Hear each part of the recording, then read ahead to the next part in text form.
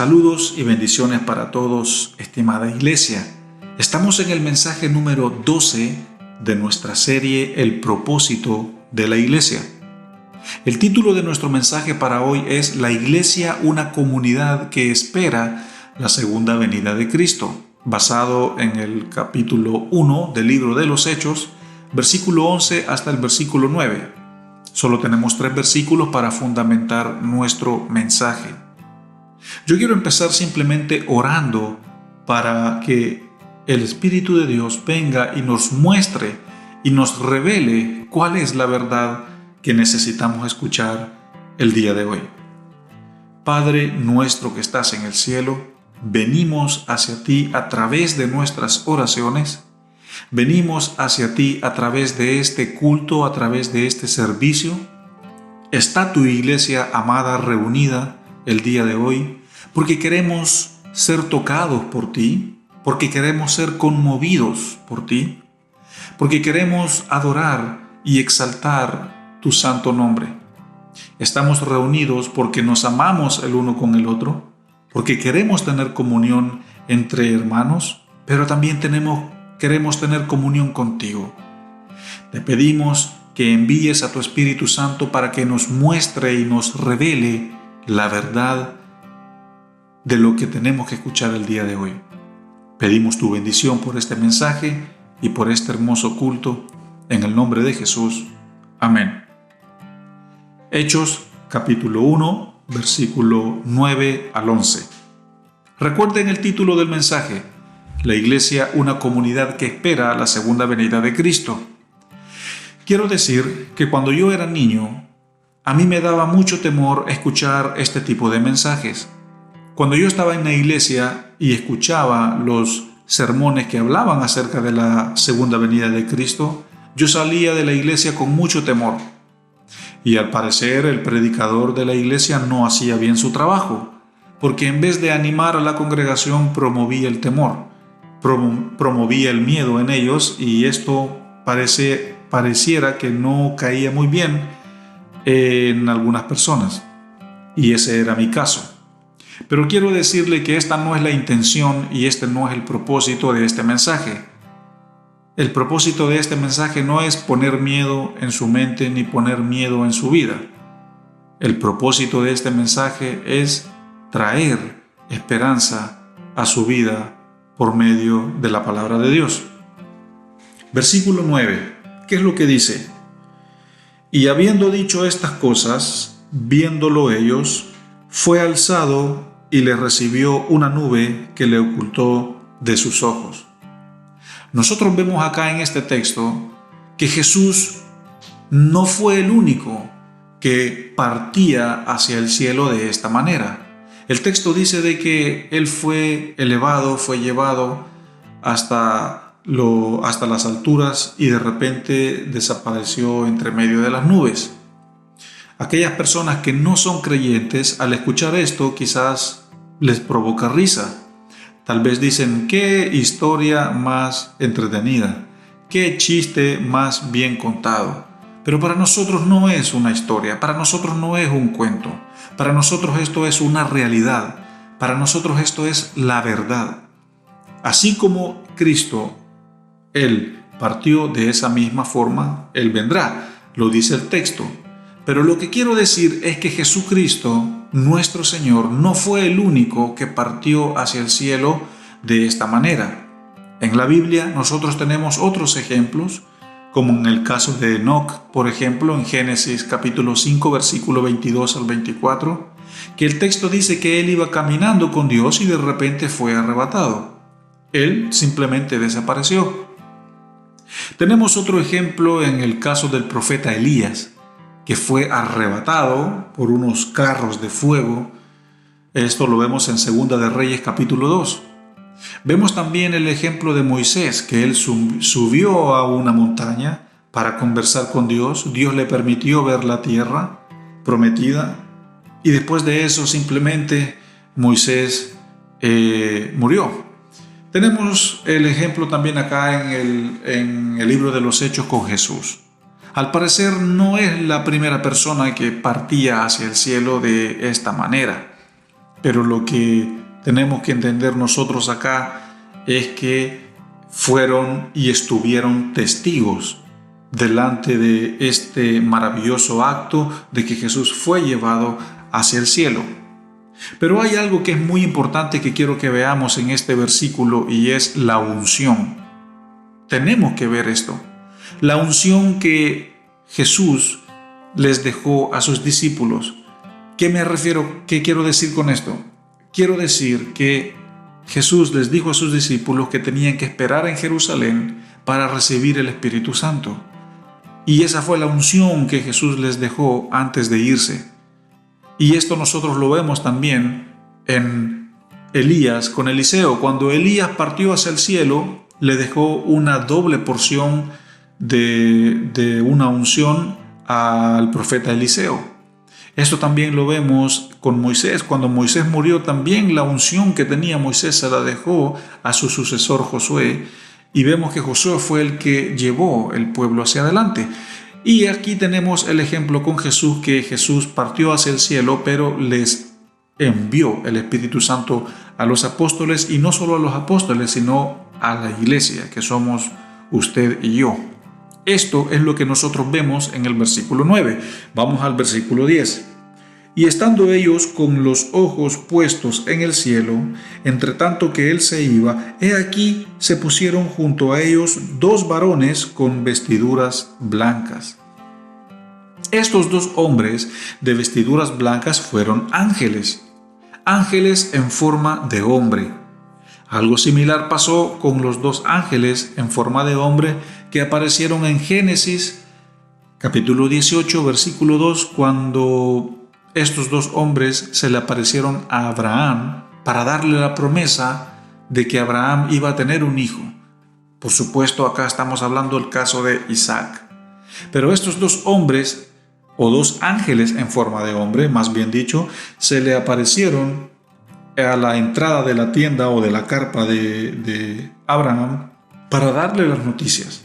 Entonces vemos que no es el primer lugar donde dos hombres o dos ángeles en forma de hombre se le aparecen a alguien. También tenemos el otro ejemplo en Josué capítulo 5 versículo 13, cuando a Josué se le apareció un hombre con una espada desenvainada para ayudarle a pelear cuando estaban en la guerra. Y este hombre, Josué, le preguntó: ¿tú eres uno de los amigos de los enemigos o eres uno de los nuestros? Y él le dijo: soy uno de los nuestros. Pero esa persona con esa espada era un ángel enviado del Señor en representación a la ayuda de Dios para su pueblo. Lo que quiero mencionar acá con esto de que estos dos hombres se le aparecieron a los discípulos con vestiduras blancas fueron simplemente dos ángeles, que así como se le aparecieron los mismos hombres a Abraham en Génesis y a Josué en el libro de Josué, así también aparecieron acá en el Nuevo Testamento. De la misma manera como hablamos acerca de la unción, vemos que así pasaron en ejemplos en el Antiguo Testamento y también acá en este punto en particular, versículo 11. Los cuales también les dijeron: varones galileos, ¿por qué están mirando al cielo? Este mismo Jesús que ha sido tomado de vosotros al cielo, así vendrá como le habéis visto ir al cielo. Aquí tenemos que entender lo siguiente, y este es un dato que usted debe de entender, y este dato se refiere a que todos los apóstoles eran de la región de Galilea. Qué interesante, ¿no es cierto? Todos los apóstoles eran de la región de Galilea, menos Judas el traidor. Esto es simplemente un dato para que usted lo pueda mantener en mente. Pues los ángeles que están hablando acá, bueno, que ya hablamos anteriormente, estos ángeles les dijeron a los apóstoles que así como ellos estaban viendo irse a Jesús, así también lo verán venir. O es decir, así más bien Él vendrá de regreso. Y por supuesto, Él vendrá por su iglesia. Tenemos acá entonces nuestros 3 versículos. El primero, en el 9, hablamos que la nube que ocultó a Jesucristo, y dijimos de que también personas en el Antiguo Testamento ya se habían ido hacia el cielo de esa manera, como fue el caso de Enoc, como fue el caso de Elías, como fue el caso de Moisés, aunque unos dicen que no, otros dicen que sí, pero lo vamos a usar como ejemplo porque tiene que ver. En el versículo 10 hemos dicho que los ángeles que estaban acá, los hombres con vestiduras blancas, son ángeles, y esto también lo vemos en el Antiguo Testamento, como los ángeles que se le aparecieron a Abraham y también como los ángeles que se le aparecieron a Josué. Así también lo vemos acá en el Nuevo Testamento. Y en el versículo 11 simplemente vimos que la mayoría de los apóstoles eran apóstoles de la región de Galilea, y que así como ellos vieron a Jesús irse, así también los ángeles dijeron: Él va a venir. Pero algo que quiero que usted entienda para entrar ya en la parte más sólida de nuestro mensaje, es que hay 4 formas o 4 posturas de ver los acontecimientos de la segunda venida de Cristo. Hay 4 formas y 4 posturas de ver los acontecimientos de la segunda venida.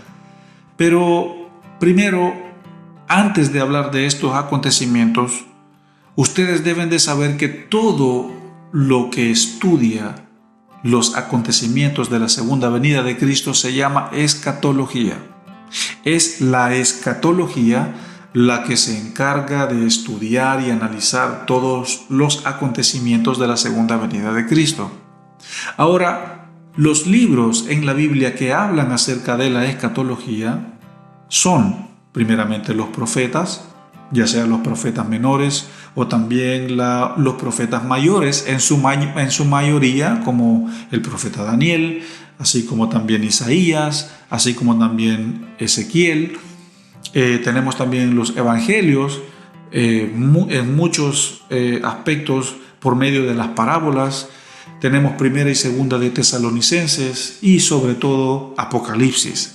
Estos en la Biblia son los libros que hablan acerca de la segunda venida de Cristo en su mayoría. Y hemos dicho también que el estudio que se encarga de hacer estos estudios se llama escatología. Pero bien, vamos a avanzar. Como les he mencionado, que hay 4 posturas que se usan en el mundo de la teología para poder entender de una mejor manera los acontecimientos previos acerca de la segunda venida de Cristo. Y quiero que las mencionemos una por una. La primera es la preterista. La postura preterista afirma que todos los acontecimientos que tienen que ver con la segunda venida de Cristo o los acontecimientos previos, estos ya pasaron. ¿Cuándo? En el primer siglo. Es decir, desde en el tiempo en el que Cristo nació hasta el año 100 después de Cristo. Ese es el primer siglo. Y estos acontecimientos, según esta postura preterista, tienen que ver cuando la iglesia fue perseguida, cuando los cristianos fueron martirizados y perseguidos y cuando los mataron. Tiene que ver con el incendio de Roma, tiene que ver con la destrucción de Jerusalén en el año 70, con la muerte de los apóstoles. Entonces, esta postura dice de que todos estos acontecimientos, todos estos sufrimientos ya pasaron, y lo único que hace falta es que Cristo venga. Eso es lo que dice la postura preterista, que es la primera. Veamos la postura historicista. La postura historicista dice que todos los eventos previos antes de la segunda venida de Cristo se han ido cumpliendo a través de la historia de los años. Si bien desde que Cristo vino hasta el día de hoy tenemos 2020 o 2021 años, los eventos se han ido ocurriendo a medida que la historia avanza. Por ejemplo, las atrocidades que hizo Iglesia Católica, por ejemplo, durante el tiempo del oscurantismo. Antes de eso también todo ese tipo de sufrimiento y de persecución que sufrieron los cristianos durante el tiempo quizás de Hitler y todos los desastres que han ocurrido en la historia a nivel mundial, como tsunamis, huracanes, terremotos y hasta, por ejemplo, hoy día en el 2020 y 2021 con el coronavirus. Entonces, esta postura dice de que todos los acontecimientos se han ido dando a medida que la historia va avanzando y que lo único que falta es simplemente que Cristo venga. Ahora sí podemos hablar acerca de la tercera postura, que es la idealista. La idealista dice que todos los acontecimientos que tienen que ocurrir antes de que Cristo venga van a pasar de una forma espiritual y no de una forma física. Es decir, todo va a suceder de forma espiritual. Que todo va a suceder de forma en el mundo y en el ámbito espiritual, pero no en el mundo y en el ámbito físico. Ahora vamos a pasar a la cuarta postura, que es la futurista. La postura futurista dice que todo pasará en el futuro o que todo falta que ocurra, que pase. Es decir, que todo va a ocurrir en los próximos tiempos venideros. Por ejemplo, el tema del rapto, la gran tribulación, el milenio, etcétera, etcétera. Y después de estas cosas, Cristo reinará y restaurará todas las cosas, y es allí donde se producirá o se dará el cielo nuevo y una tierra nueva o la nueva Jerusalén. Y nosotros, como Iglesia Bíblica Cristiana, creemos que es la postura futurista la que nosotros apoyamos. Es decir, que va a ocurrir un rapto, que va a ocurrir una gran tribulación, que va a haber un tiempo mileniario, y después de esto Cristo, obviamente, él va a venir por su iglesia y después Él restaurará todas las cosas. Esta es la postura que nosotros como iglesia creemos. Ahora, para ya ir entrando en la conclusión de este mensaje, quiero mencionar cómo la iglesia debe de esperar la segunda venida de Cristo. Primero, la iglesia debe de esperar la segunda venida de Cristo en santidad, es decir, manteniéndose, siendo santo, porque Dios es santo. Eso es un mandato que Dios tiene para su pueblo, que tenemos que ser como Él es. Y si Él es un Dios santo, nosotros debemos de vivir y caminar y permanecer también en la santidad. La iglesia debe de estar sin mancha y sin arruga, y la palabra mancha significa pecado, es decir, sin pecado. Y la palabra arruga también tiene que ver con impurezas y cosas que ensucian y alejan a la iglesia de Cristo. En santidad y sin mancha, que significa sin pecado, y sin arruga, que significa sin impedimentos o sin obstáculos que nos alejan del Señor.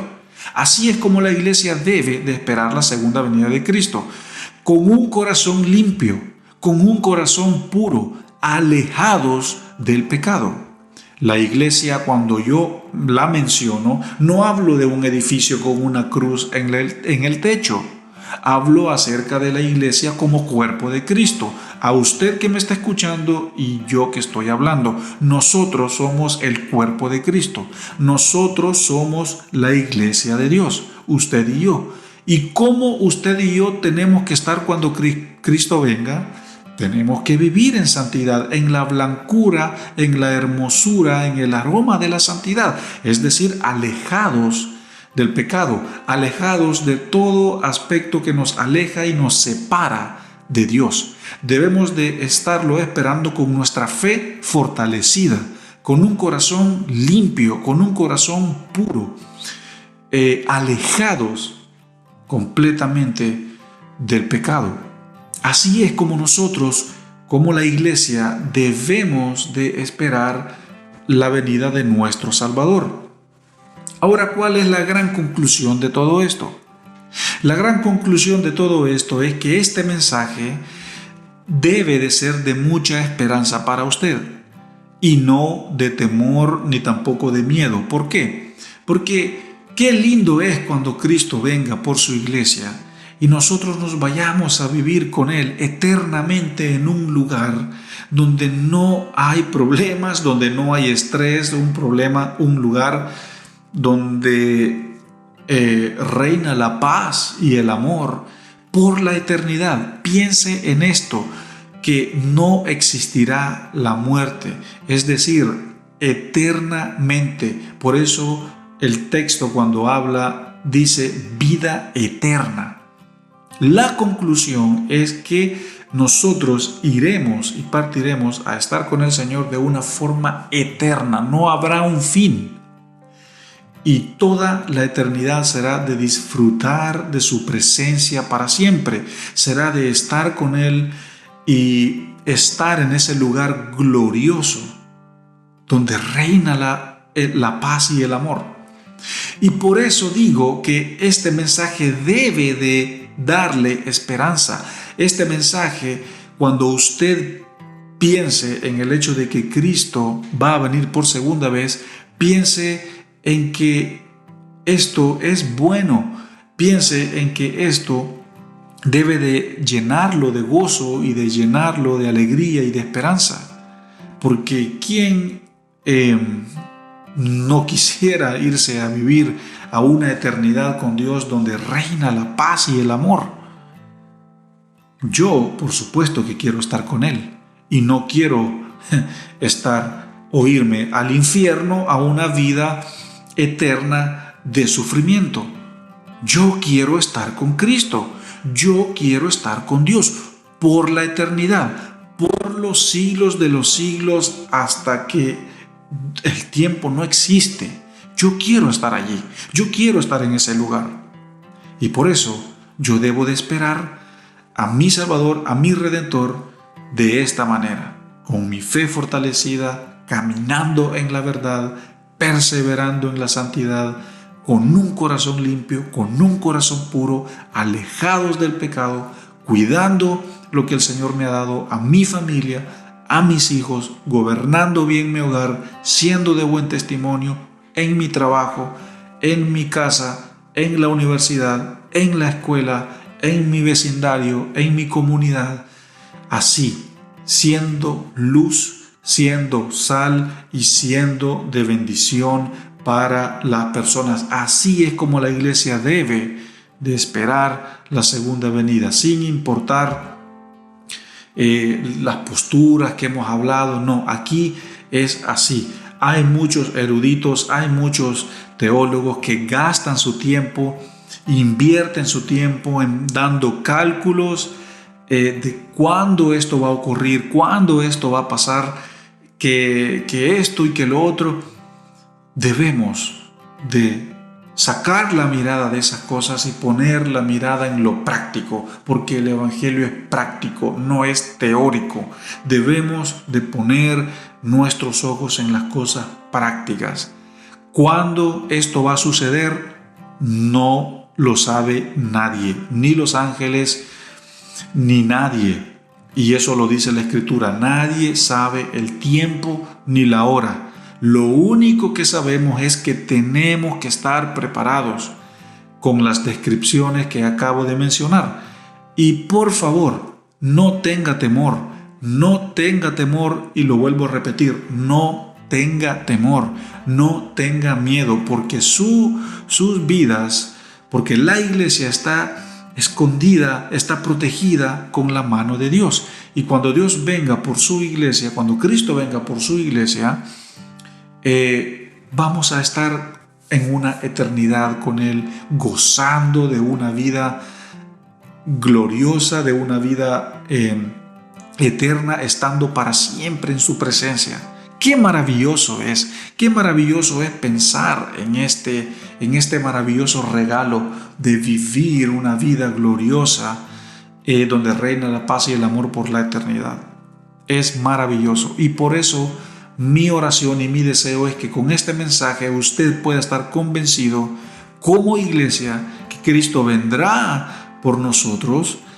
Nadie sabe el tiempo, nadie sabe el momento, pero que esto nos dé alegría, que esto nos dé paz, que esto nos dé esperanza y que nos dé también nuevas fuerzas para poder seguir esperándole de la forma como Él desea.